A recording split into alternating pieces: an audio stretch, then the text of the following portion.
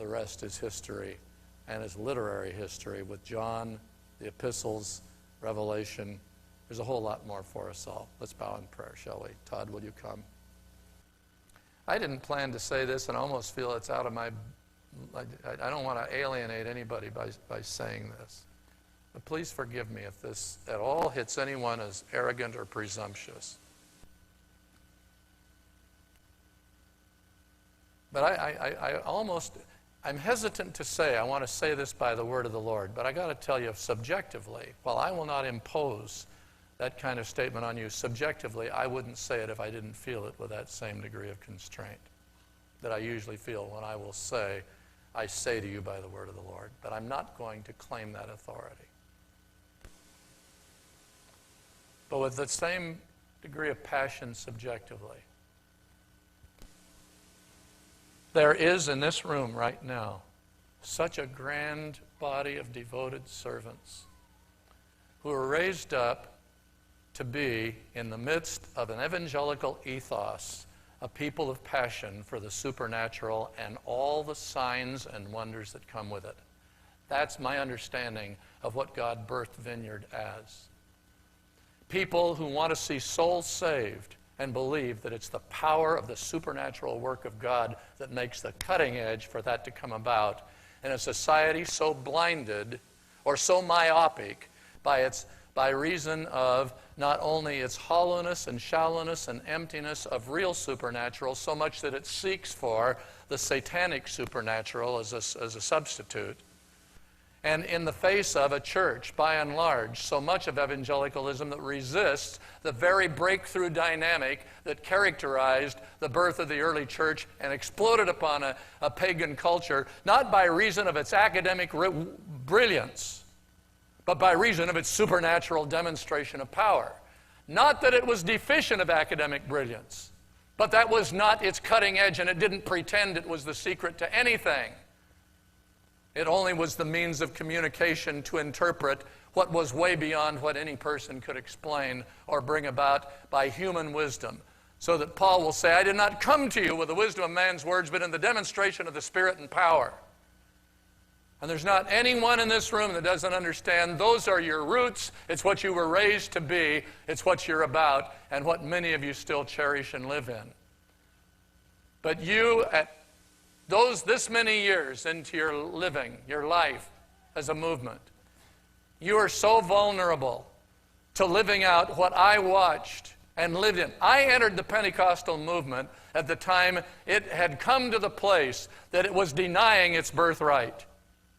Now, thank God it made a turn in the season called the Charismatic Renewal. Most of Pentecostalism experienced renewal itself during the Charismatic Renewal. But by the time I entered ministry in the mid-1950s, when I started in the ministry, we knew the doctrine. We believed it all. We would stand and say, absolutely, we salute to the belief, this supernatural power. We got the books on it. We can give you as good an intellectual explanation and defense for the reality of the contemporaneity of the supernatural as anybody you want to find. But the presence and the power wasn't in the church, and we weren't sure we wanted it. Because the handful of places that you saw it, it would oftentimes be either exaggerated or it would become an end in itself or become so criticized by sectors of the evangelical movement we didn't want to bear the onus of the thing. And it's one of the places that you decide whether you're going to live in the river or just know the map of where the river was. And I want to...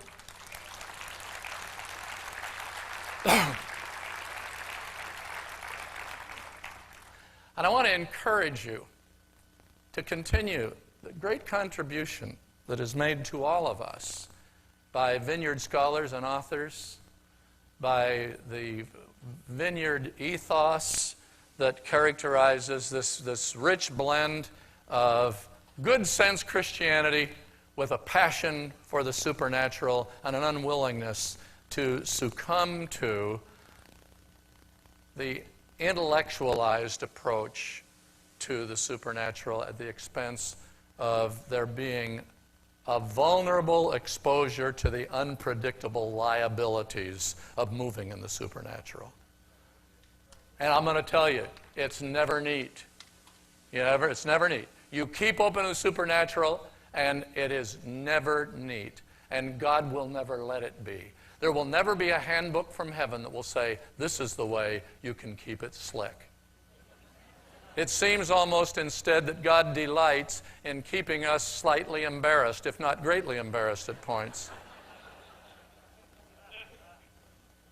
So that we become the people that are forced to walk in a humility which itself, if it's retained in true humility, itself keeps open the door of constantly the river flowing.